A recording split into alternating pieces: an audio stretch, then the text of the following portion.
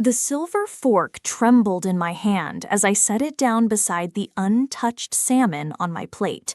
The dining room fell silent, except for the grandfather clock ticking in the corner, a clock that had belonged to my late husband, one of the few things I'd managed to keep after the lawyers finished dividing our life into neat legal packages. My mother-in-law has a house by the lake, one at the beach and another in the mountains. What about you, Mom? Still living in that cramped studio apartment? My son Nathan's words hung in the air like smoke, acid and choking across the mahogany table. His wife Kennedy's lips curved into what she probably thought was a sympathetic smile, but I caught the glint of satisfaction in her eyes. Their children, my grandchildren, sat frozen, sensing the shift in atmosphere, even if they couldn't name it. I looked at Nathan, really looked at him. At 62, he'd inherited his father's broad shoulders, but none of his kindness. His face had grown soft with prosperity, the kind that comes from never having to choose between groceries and medication, never having to count coins at the checkout line. He wore a navy blazer that probably cost more than I'd spent on clothes in the past 2 years. Actually, I said, my voice steady, despite the tremor in my chest, I moved a long time ago. I traded it for a big house with an ocean view. The lie came so easily, so naturally, that for a moment I almost believed it myself. The forkfuls stopped. Nathan's confident smirk faltered, replaced by something that looked almost like fear. Kennedy's manicured fingers tightened around her wineglass. But only the people who care about me knew, I continued, meeting each of their eyes in turn. The silence stretched like a taut wire. My granddaughter, Alice, 16, and still innocent enough to believe in fairy tales, looked confused. "Grandma, you have a house by the ocean?" I stood slowly, feeling every one of my 68 years in the protest of my joints. The chair leg scraped against the hardwood floor, a sound that seemed to echo in the sudden quiet. "I should go," I said, reaching for my purse. "Thank you for dinner." "Mom, wait!" Nathan's voice cracked slightly. "What house? What are you talking about?" I paused at the threshold of the dining room, one hand on the doorframe. The family portrait hung there, Nathan's family, all smiles and coordinated outfits taken last Christmas. The Christmas I'd spent alone in my studio apartment, eating a frozen dinner and watching old movies because no one had thought to invite me. "The house where I belong," I said simply. "The one where the people who love me come to visit." I walked out before anyone could respond, my heels clicking against the marble foyer.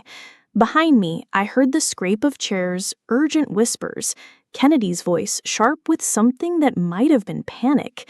The November air bit at my face as I stepped outside. Nathan's neighborhood, all manicured lawns in 3-car garages, felt foreign and cold. I'd helped him buy this house, had co-signed the mortgage when his credit wasn't quite good enough on its own. That was before Kennedy, before the gradual erosion of phone calls and visits, before I became an inconvenience rather than a mother. My hands shook as I fumbled for my car keys. The little Honda Civic looked shabby next to the BMWs and Audis in the driveway. I'd bought it used 3 years ago, after selling my wedding ring, the one bit of jewelry I'd thought I'd never part with. The engine turned over with a familiar rattle, and I pulled away from the curb, leaving behind the warm light spilling from Nathan's windows. The drive back to my apartment took 23 minutes. I'd timed it many times, measuring the distance between my son's life and my own. 23 minutes through residential streets lined with houses where families gathered for Sunday dinners, where grandparents were welcomed rather than tolerated. The Sunset Manor apartment sat on the edge of downtown, a complex of beige buildings that had seen better decades. My studio was on the 3rd floor, Unit 3B. The elevator wheezed and groaned, carrying me up to a hallway that smelled of disinfectant and other people's cooking. I unlocked my door and stepped into the space that had been my entire world for the past 5 years. 400 square feet, a Murphy bed that I folded down each night and up each morning, a kitchenette with a refrigerator that hummed too loudly, and a stove with only 2 working burners, a single window that looked out onto the parking lot where teenagers sometimes gathered to smoke cigarettes and laugh at things I couldn't hear. But it was mine. Every stick of furniture, every book on the crowded shelves, every photograph on the walls. All mine. No one could take it from me. No one could make me feel unwelcome in my own space. I made tea in my chipped ceramic mug, the one with the faded roses that had been my mother's. The ritual soothed me, filling the kettle, waiting for the whistle, steeping the Earl Grey until it was the perfect amber color. I settled into my reading chair, a threadbare recliner I'd rescued from a thrift store, and tried to make sense of what had just happened. The lie had surprised me. I wasn't typically a liar. My late husband Robert used to say I was too honest for my own good. But something about Nathan's casual cruelty, the way he dismissed my circumstances as if they were a personal failing, had unlocked something fierce and protective in my chest. My phone buzzed. A text from Nathan. "Mom, I'm sorry if that came out wrong. What did you mean about the house?" I stared at the message for a long moment, then deleted it without responding. Let him wonder. Let him try to solve the puzzle of his mother's sudden mystery. For once, I would be the one with secrets. Another text. "We need to talk. This isn't like you." Wasn't like me. I almost laughed. How would he know what was like me? When was the last time he'd asked about my life, my dreams, my fears? When was the last time he wanted to know anything about me beyond whether I was managing okay in my little apartment? The truth is, I'd been managing more than okay. I'd been surviving day by day on a fixed income that stretched thinner each month. I'd learned to cook for one, to celebrate holidays alone, to find joy in small things. A good book, a perfect cup of tea, the way the light slanted through my window at sunset. But survival wasn't living, and something about tonight had awakened a hunger I'd thought I'd successfully buried. I pulled out my laptop, a refurbished model I'd bought 2 years ago, and opened a browser window. My fingers hovered over the keyboard for a moment before I typed, "Ocean View houses for sale." The search results filled the screen. Pages of listings, photographs of homes perched on bluffs and nestled in coastal towns. Prices that made my heart race with their impossibility. I scrolled through them anyway, letting myself imagine what it would be like to wake up to the sound of waves, to watch the sunrise paint the water golden pink. My phone buzzed again. This time it was Kennedy. "Brooklyn, Nathan is very upset. Please call so we can work this out." Brooklyn. Not mom, not even mother. Just my name. Formal and distant. I'd never asked them to call me anything specific, had never demanded the intimacy of family titles, but their casual use of my first name had always stung, a small reminder that I was peripheral to their lives. I turned off my phone and closed the laptop. Tomorrow, I would have to face the consequences of my impulsive lie. Tomorrow, I would have to explain or deflect or somehow maintain the fiction I'd created. But tonight, I allowed myself the luxury of possibility. I pulled the Murphy bed down from the wall and changed into my nightgown, a soft cotton one I'd bought for myself last birthday, since no one else had remembered. The fabric smelled like the lavender sachets I kept in my dresser drawer, a small indulgence that made my cramped space feel more like home. As I settled under the covers, I thought about the ocean. I'd grown up in coastal Maine, had spent my childhood summers running barefoot on rocky beaches, collecting shells and sea glass. Robert and I had honeymooned in a little cottage overlooking the Atlantic, had talked about retiring somewhere where we could hear the waves each morning. But Robert had died at 54, a heart attack that stole him away on a Tuesday morning in March. And I'd been left to navigate the aftermath, the bills, the lawyers, the slow dissolution of the life we'd built together. Nathan had been in his early 30s then, wrapped up in his own young family, offering sympathy but little practical help. Now, lying in the dark, I wondered what Robert would think of the woman I'd become. Would he recognize the person who told such a bold, beautiful lie? Would he understand why I'd chosen mystery over explanations, dignity over groveling for scraps of affection? The sound of sirens wailed in the distance. Sirens grew louder and louder as I passed, carrying someone else's emergency into the night. I closed my eyes and imagined instead the sound of waves, the cry of seagulls, the whisper of wind through beach grass. Tomorrow would bring its own challenges, but tonight I was a woman with secrets, a woman with possibilities, a woman who owned a house by the ocean that existed only in the space between truth and dream, and for the first time in years, that felt like enough. The next morning brought a clarity I hadn't expected. I woke to the sound of my phone buzzing insistently on the nightstand. 17 missed calls from Nathan, 12 from Kennedy, and a string of text messages that grew increasingly desperate with each passing hour. "Mom, please call me back. We're worried about you. This isn't funny anymore. Kennedy thinks you might be having some kind of episode." An episode? I almost laughed as I deleted the messages without reading them all. The only episode I was having was one of long overdue self-respect. I made my morning tea and sat by the window, watching the parking lot come alive with people heading to work.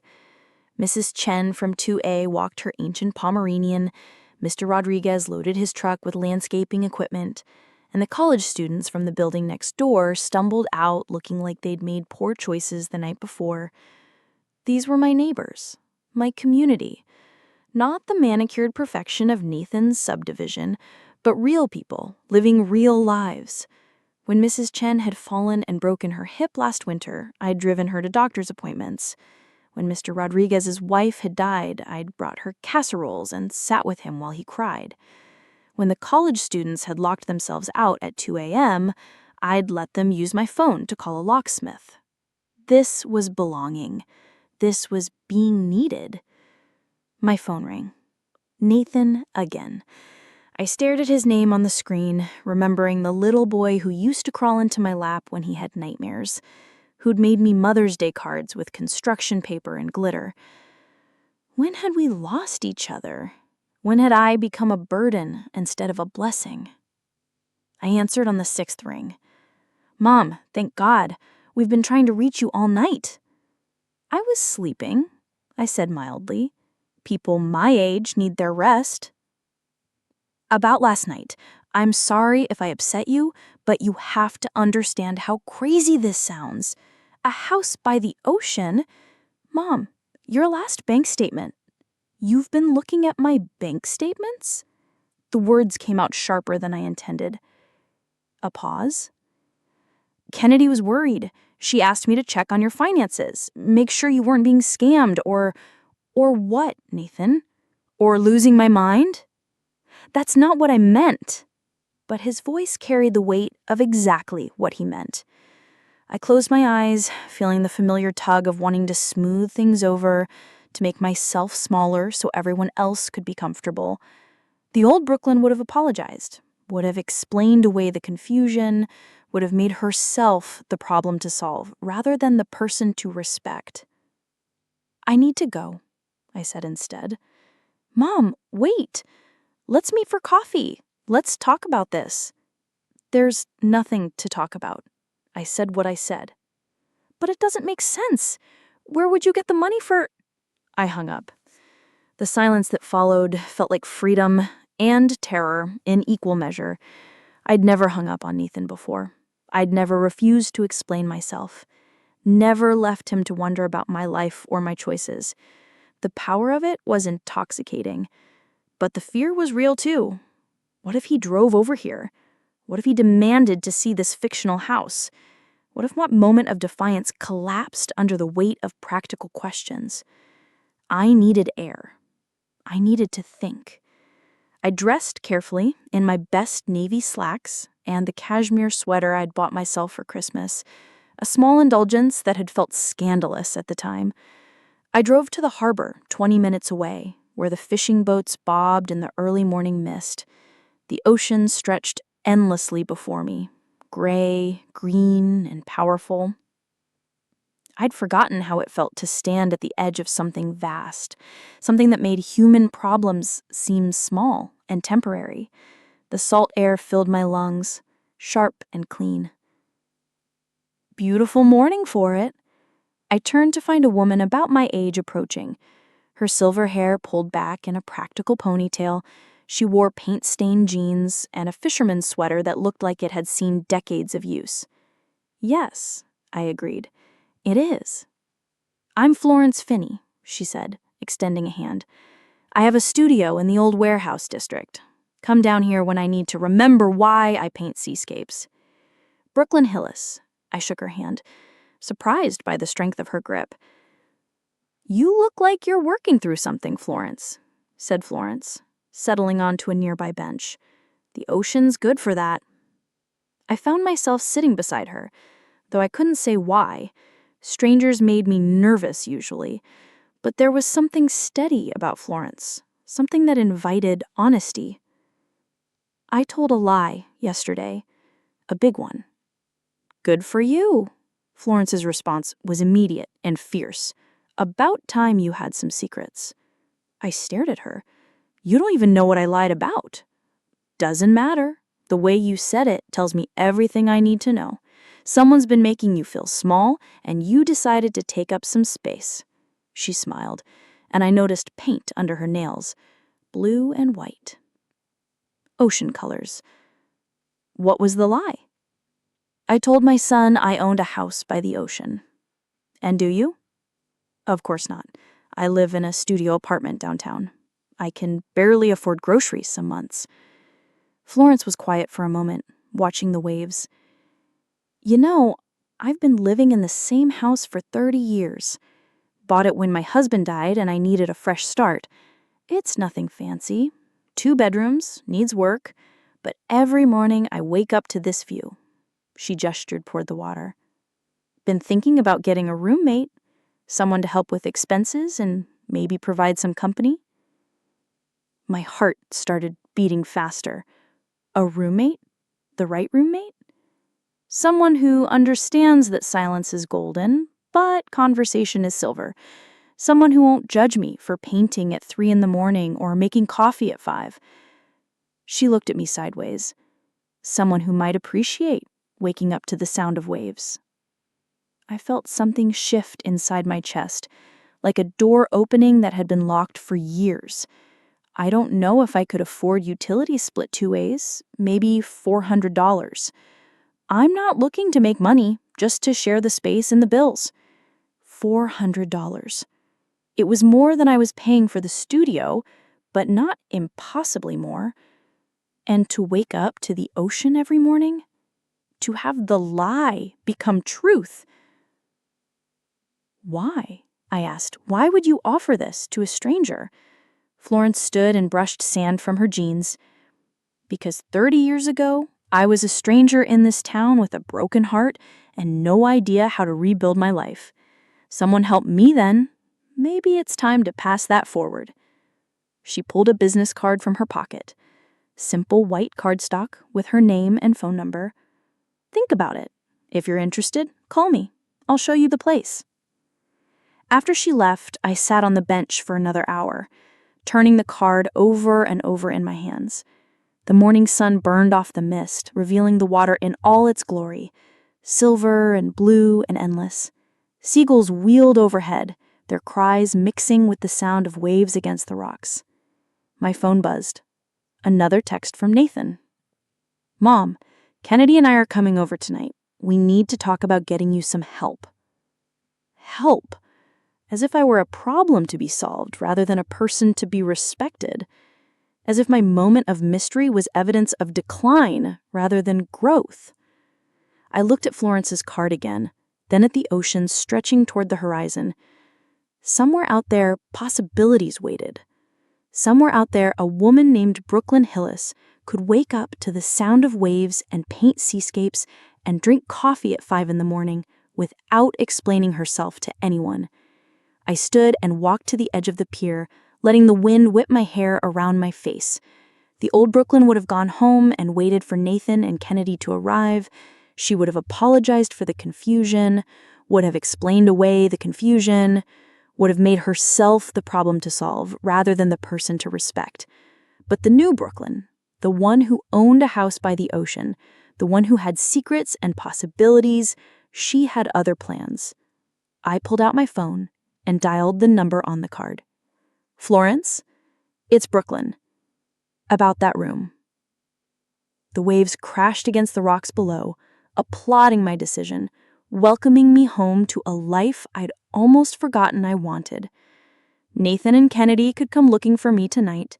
They could worry and wonder and try to solve the puzzle of my disappearance, but they would find only an empty studio apartment and a note that read, "Gone to the ocean. The people who care about me know where to find me." The truth at last, and the most beautiful lie I'd ever told, about to become real.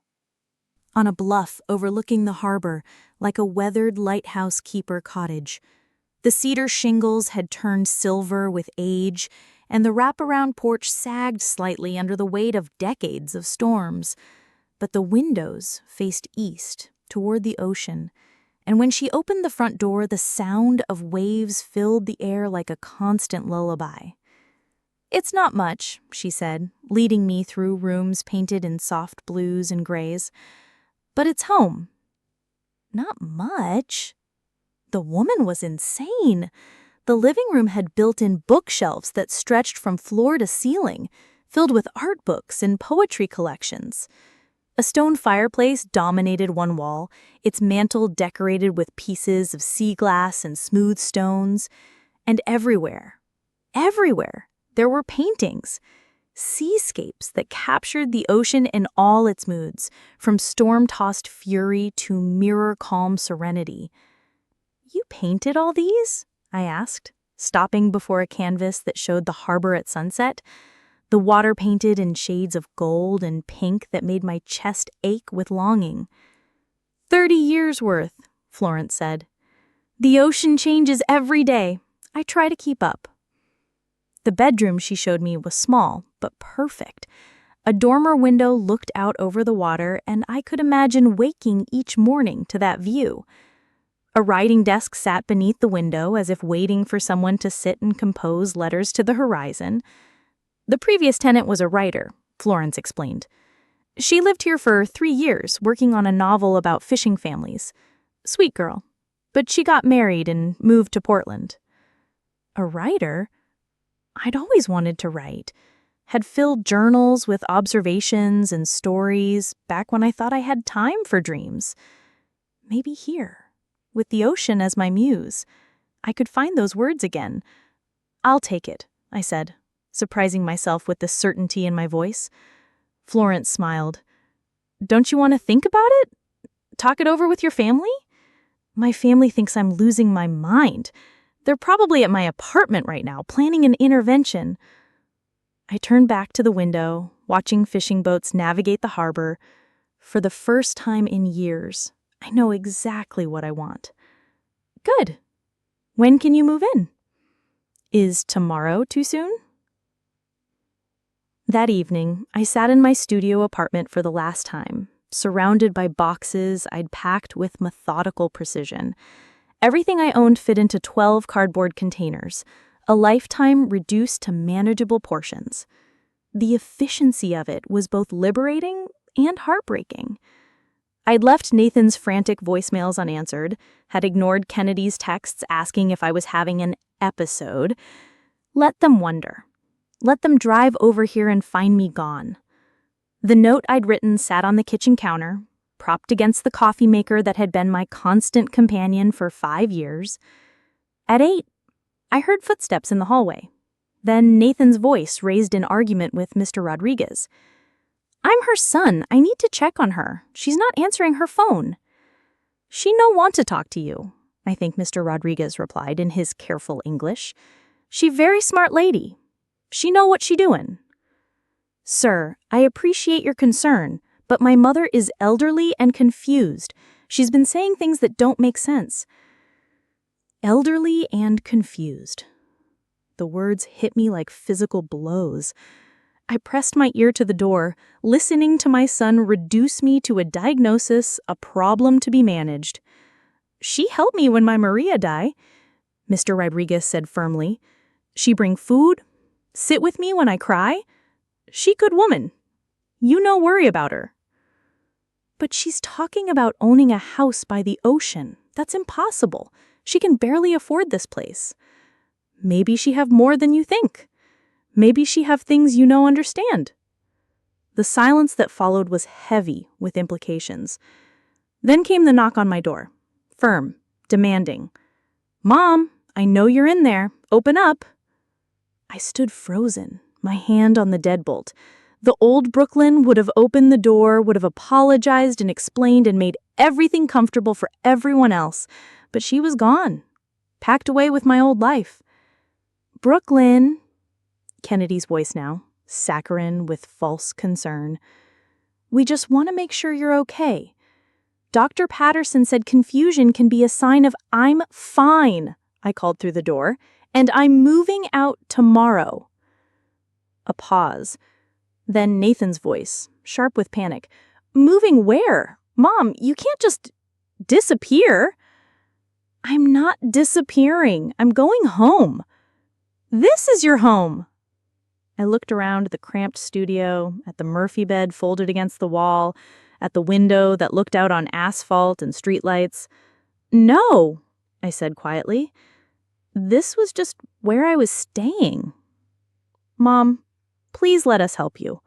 We can find you a nice assisted living facility, somewhere with activities and other elderly confused people," I finished. "Thank you, but I have other plans." I heard them whispering on the other side of the door, urgent and frustrated. Then Kennedy's voice, louder. "Brooklyn, we're not leaving until you open this door." So I didn't open it. I made tea and sat in my reading chair, listening to them argue in the hallway. Eventually, Mrs. Chen came out and scolded them in rapid Mandarin. Then Mr. Rodriguez emerged again, this time with his grown son who worked construction and looked like he could bench press a small car. "Maybe you go now," he suggested mildly. "Mrs. Hillis, she tired." They left, but not before Nathan called through the door one more time. "This isn't over, Mom. We're going to figure out what's really going on." I almost laughed. What was really going on was the most honest thing I'd done in years. The next morning, I loaded my boxes into the Honda and drove to the harbor. Florence met me at the house wearing paint-stained overalls and a smile that made the November morning feel like spring. "Ready for your new life?" she asked, helping me carry boxes up the porch steps. "More than ready." We spent the morning unpacking, and I was amazed at how my possessions looked in the new space. My mother's china seemed to glow in the ocean light streaming through the windows. My books filled one shelf of the living room built-ins as if they belonged there. The photograph of Robert and I on our honeymoon found a place on the mantel where the morning sun would touch it each day. "Tell me about him," Florence said, nodding toward the picture. "Robert, he died 14 years ago. Heart attack." I touched the frame gently. "We were going to retire by the ocean. He always said the sound of waves was better than any sleeping pill." "What happened to that dream?" "Life happened. Bills, lawyers, Nathan's disapproval. I convinced myself I was being practical, staying close to family." I shook my head. Turns out family is more about choice than proximity. That afternoon, Florence insisted on taking me to the harbor market to stock up on groceries. The woman at the fish counter knew her by name, as did the baker and the produce vendor. They welcomed me warmly when she introduced me as her new housemate, and I felt something I hadn't experienced in years: belonging. "You'll fit right in," said Janet Waters, who ran the fish stand. "Florence has been talking about finding a roommate for months. Said she wanted someone who understood that the ocean wasn't just scenery, it was a way of life." Walking back to the house, our arms full of groceries, I felt lighter than I had in years. The afternoon sun painted the water gold, and fishing boats dotted the harbor like a living painting. This was what I dreamed of, what I'd almost forgotten I wanted. My phone buzzed. A text from Nathan. "Mom, we've been to your apartment. The landlord says you moved out. Where are you? We're worried sick." I looked at the message, then at the ocean stretching toward the horizon. For the first time in years, I was exactly where I belonged. I typed back, "I'm at my house by the ocean. The people who care about me know where to find me." Then I turned off my phone and followed Florence up the porch steps, the sound of waves welcoming me home. But as I settled into my new life, I couldn't shake the feeling that Nathan wouldn't give up so easily. He'd always been determined, stubborn to a fault. And the thought of him searching for me, trying to solve my disappearance, sent a chill through the evening air. What would he do when he couldn't find me? What lengths would he go to in order to prove I was confused, incompetent, in need of management? The questions followed me into my new bedroom, where I lay listening to the ocean and wondering if my beautiful lie had consequences I hadn't yet imagined. Outside, the waves crashed against the rocks with increasing force, as if the sea itself was preparing for a storm. The storm arrived 3 days later, and it wasn't the weather.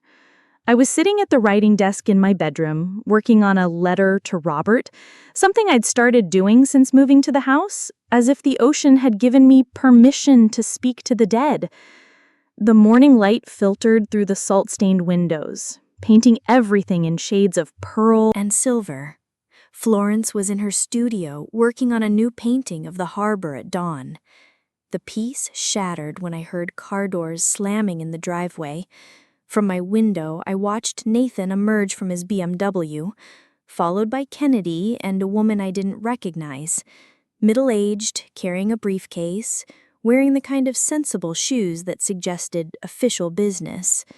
Behind them came another car, and my heart sank as I recognized Dr. Patterson, Nathan's family physician.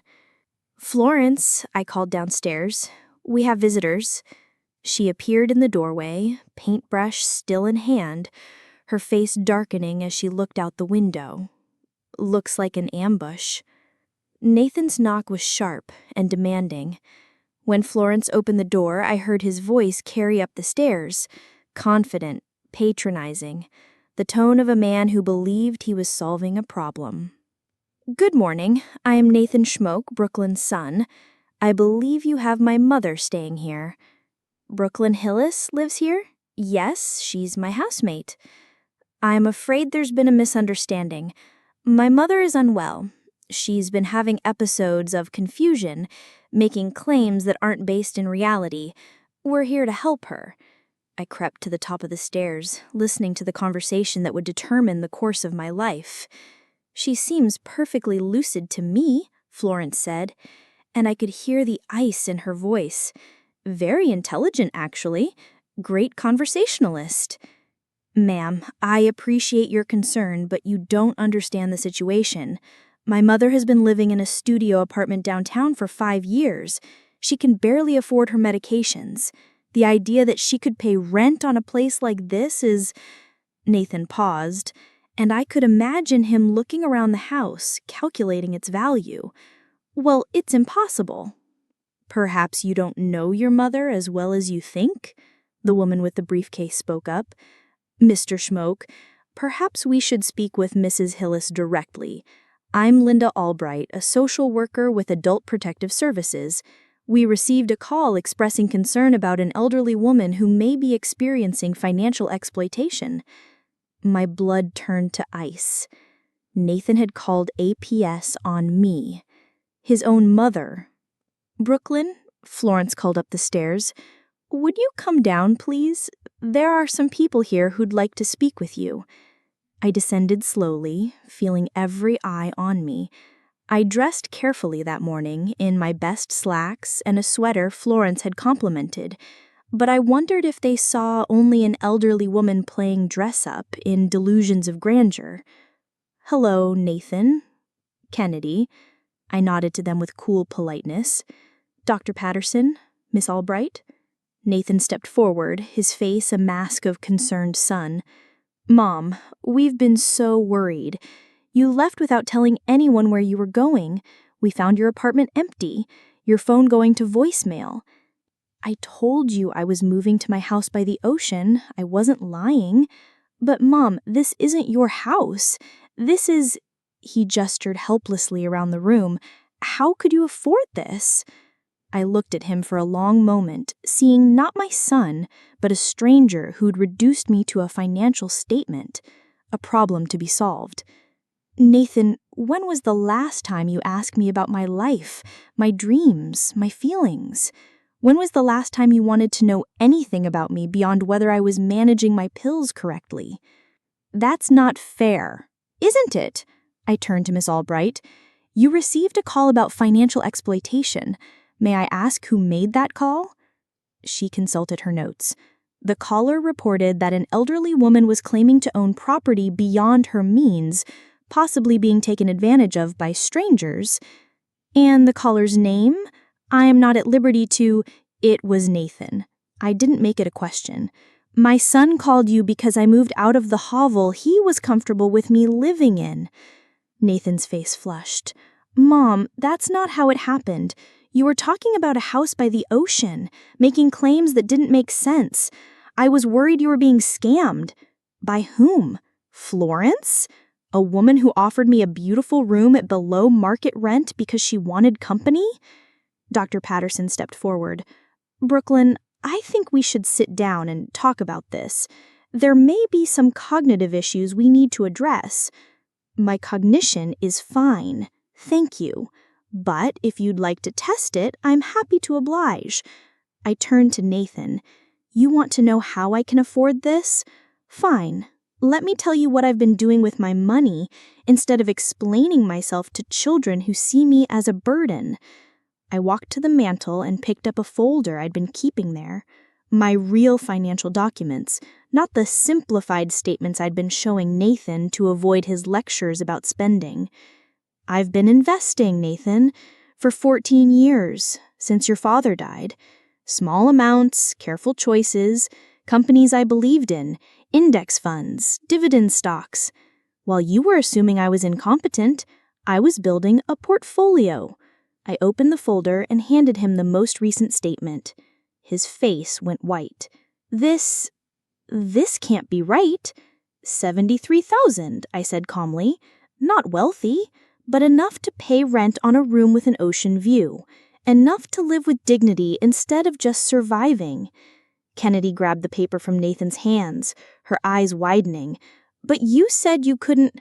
I said I could barely afford groceries some months. That was true, because I was investing every spare penny instead of spending it on things that didn't matter. I was building a future for myself, since my family seemed to have written me off. Miss Albright looked confused. So there's no financial exploitation? None at all. I'm renting a room from a friend. I pay my bills on time. I'm mentally competent and financially stable. I fixed Nathan with a steady gaze. The only exploitation here is emotional. My son's inability to see me as anything other than a problem to be managed. The room fell silent except for the sound of waves against the rocks. Dr. Patterson cleared his throat. Brooklyn, I think there may have been some miscommunication. There was no miscommunication. Nathan called you because he couldn't accept that his mother had resources he didn't know about, friends he'd never met, a life that existed outside his narrow view of what was appropriate for someone my age. Nathan's voice cracked. Mom, I was trying to protect you. From what? From happiness? From independence? From the radical idea that I might know what's best for myself? I saw something break in his face, then a recognition of what he'd done, what he'd assumed. But I felt no urge to comfort him, no maternal instinct to smooth over his embarrassment. That woman was gone, buried with my old life. I think we should go, Miss Albright said quietly. Mrs. Hillis, I'm sorry for the intrusion. It's clear you're managing your affairs quite well. As they filed out, Nathan paused at the door. Mom, I'm sorry. I didn't know about the investments. I thought, I know what you thought. You thought I was a foolish old woman who couldn't take care of herself. You thought I was your responsibility instead of your mother. I smiled, but there was no warmth in it. The difference is, I never thought you were anything less than capable of understanding that distinction. After they left, Florence and I sat in the living room, watching the harbor through the windows.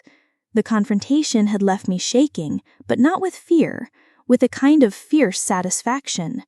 73,000, Florence said finally. Nicely done. I started with the life insurance money from Robert's death, 20,000, invested it carefully, added to it when I could. I smiled. Nathan thinks I'm financially incompetent because I choose to live below my means. He never asked why. And why do you? Because money isn't security. Independence is. The ability to choose your own life, to move to the ocean when you want to say no to people who don't respect you. I looked around the room that had become my sanctuary. This is what I was saving for. This moment, this choice, this freedom. My phone buzzed. A text from Nathan. Mom, we need to talk. I was wrong about some things. I read the message, then deleted it without responding. Let him sit with his wrongness. Let him wonder if the bridges he'd burned could ever be rebuilt. Outside, the ocean stretched toward the horizon, constant and eternal. I'd weathered the storm, but I suspected bigger ones were coming. Nathan wouldn't give up easily, and his humiliation today would fester. But for the first time in years, I was ready for whatever came next. 6 months later, I was sitting on the porch, watching the sunrise paint the harbor in shades of gold and coral, when I heard the familiar sound of gravel crunching in the driveway. But this time, it wasn't Nathan's BMW. It was a small red sedan I didn't recognize. The car door opened and a young woman emerged, her dark hair pulled back in a messy bun, wearing paint-splattered jeans and a nervous expression. She looked around uncertainly before walking toward the porch. Mrs. Hillis, I'm Looking for Brooklyn Hillis. That's me. I sat down my coffee cup and studied her. Something about her seemed familiar, though I couldn't place where I might have seen her before. I'm Alice, she said, climbing the porch steps. I'm your granddaughter. Nathan's daughter. My heart stopped. Alice? The 16-year-old who'd looked so confused at that terrible dinner, who'd asked innocently about my ocean house?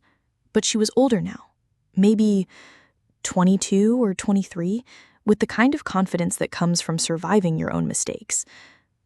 Alice. I said her name carefully, as if it might break in my mouth. You're not 16 anymore. She laughed, a sound surprisingly warm. No, I'm 24 now. I graduated from art school last year. I've been trying to find you for months. Your father knows where I am. Dad doesn't know I'm here. She paused, looking out at the ocean. He forbade me from contacting you. Said you were going through some kind of breakdown and that it wasn't safe for the family to enable your delusions. The words hit me like a physical blow.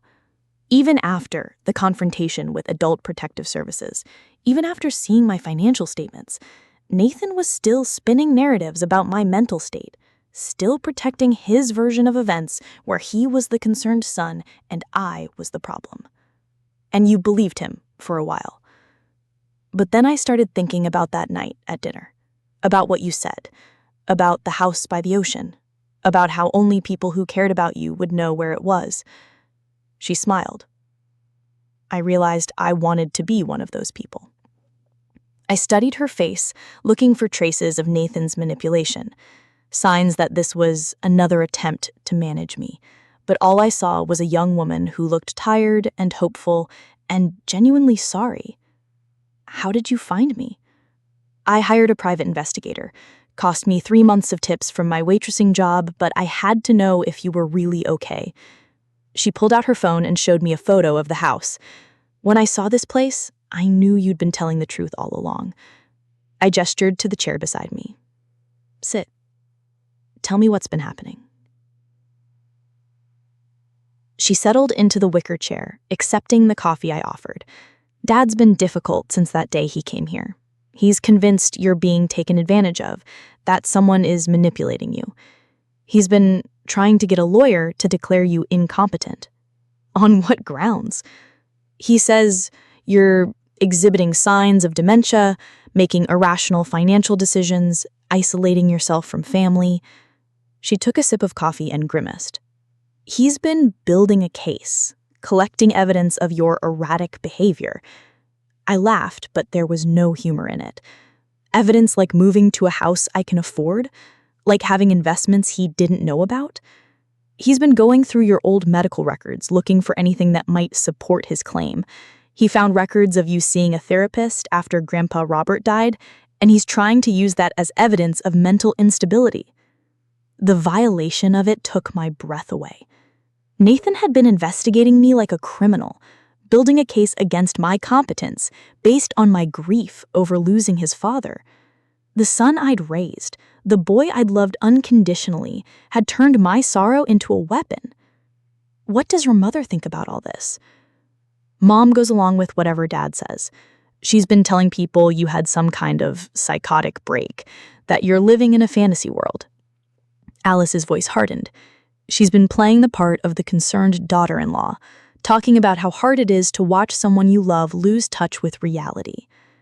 I closed my eyes, feeling the weight of their betrayal settle around me like a heavy cloak. They'd stolen my story, rewritten my independence as illness, my strength as delusion. And they'd done it with the kind of self-righteous conviction that made them believe they were the heroes of this narrative. "Why are you telling me this, Alice?" "Because it's wrong. And because I owe you an apology." She set down her coffee cup and looked at me directly. "I was there that night at dinner. I heard what Dad said about your apartment, saw how it hurt you, and I did nothing. You were 16. I was old enough to know cruelty when I saw it, old enough to speak up." She leaned forward. "I've been thinking about that night for years, about how you just disappeared, and I realized that maybe disappearing was the bravest thing you could have done." We sat in silence for a moment, listening to the waves. I felt something shift inside me, a softening I hadn't expected. This young woman had spent months and money she couldn't afford to find me, not to drag me back into the family fold, but to apologize for her silence. "Tell me about art school." Her face lit up. "I studied painting, mostly landscapes. I know it's not very original, but there's something about capturing light and water that just speaks to me. Like your great-grandmother." My mother painted watercolors. Nothing fancy, just little scenes from her garden, but she saw beauty in ordinary things. Dad never told me that. There's a lot your father doesn't tell you about this family, about me. I stood up. "Would you like to see something?" I led her inside to my bedroom, where I'd set up a small writing desk by the window. The surface was covered with notebooks, letters, and the beginnings of what might someday become a book. "You're writing," she said, wonder in her voice. "I always wanted to. Your grandfather and I used to talk about the stories we'd tell when we had time." I picked up one of the notebooks. "Turns out you make time for the things that matter." She flipped through the pages, reading passages about life by the ocean, about finding yourself after loss, about the courage it takes to start over. "This is beautiful, Grandma.